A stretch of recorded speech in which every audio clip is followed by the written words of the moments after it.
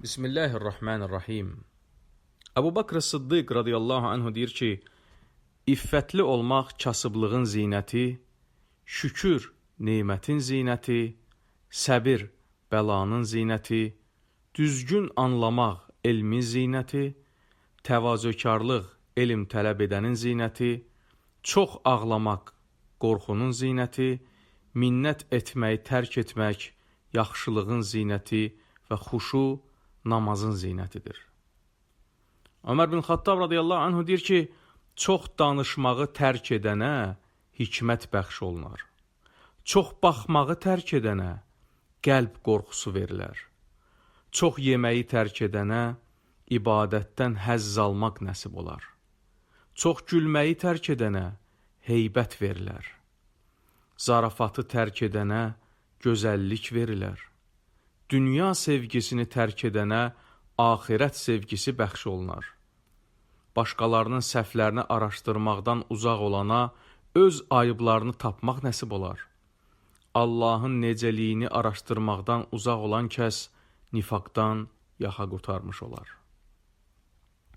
Osman bin Affan radiyallahu anhu deyir ki, arif adamların 8 əlaməti var.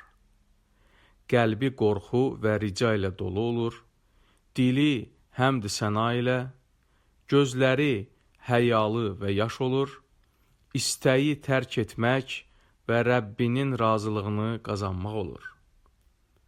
Əli ibn Abu Talib radiyallahu anhu deyir ki, xuşu ilə qılınmayan namazda xeyir olmaz. Pis sözlərdən uzaqlaşmadan tutulan orucda xeyir olmaz. Aramla oxunmayan Quranda xeyir olmaz. Qorxu olmadan əldə olunan elmdə fayda olmaz. Səxavət olmadan mal dövlətdə xeyir olmaz. Qorunub saxlanmadan olan qardaşlıqda xeyir olmaz. Davamiyyətli olmayan nemətdə xeyir olmaz. İxlas olmayan duada xeyir olmaz. Rəvayət olunur ki, Peyğəmbər s.ə.v demişdir, Uca Allah Musa ibn İmrana Tövratda vəhy etmişdir ki, günahların əsası 3-dür. Təkəbbürlük, həsəd və hərislik. Bu 3 günahdan da daha 6 günah əmələ gəlir və 9 olur. Doymaq, yatmaq, rahatlıq, mal-dövlət sevgisi, təriflənməyi sevmək və başçı olmağı sevmək. Əbu Bakr Sıddiq radiyallahu anhu deyir ki, abidlər 3 sinifə bölünür. Hər sinifin də özünə məxsus 3 əlaməti vardır. Birinci sinif Allahdan qorxaraq ona ibadət edir. İkinci sinif Allahdan diliyərək ona ibadət edir. Üçüncü sinif isə Allahı sevərək ona ibadət edir. Birinci sinifin əlamətləri bunlardır. Özünü kiçik, savablarını az, günahlarını isə çox görür. İkinci sinifin də 3 əlaməti var. Bütün vəziyyətlərdə insanlara nümunə olur.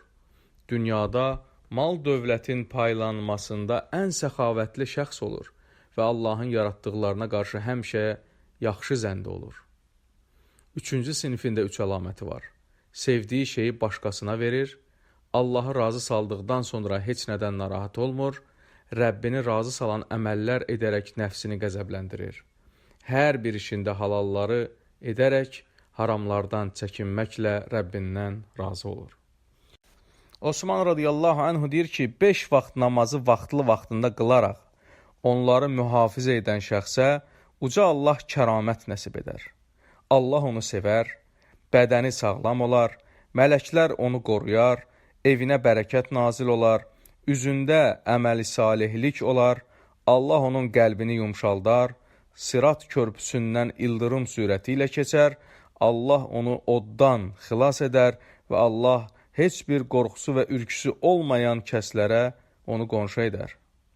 Əli radiyallahu anhu deyir ki, 3 cür ağlamaq olur. Birinci, Allahın əzabından qorxaraq, ikinci, qəzəbə düçar olmaqdan qorxaraq və üçüncü, ayrılıqdan qorxaraq. Birincisi, günahların kəffarəsidir. İkincisi, eyiblərin təmizlənməsidir. Üçüncü isə sevilənin razılığını qazanaraq ona yaxın olmaqdır. günahların kəffarə olunmasının səmərəsi əzablardan yaxa qurtarmaq, eyiblərin təmizlənməsinin səmərəsi davamlı nemətlərə və yüksək dərəcələrə nail olmaq, sevilənin razılığını qazanaraq ona yaxın olmanın səmərəsi yaradanı görməklə mələklərin ziyarəti və fəzilətin çoxalması ilə razı qalmaqdır.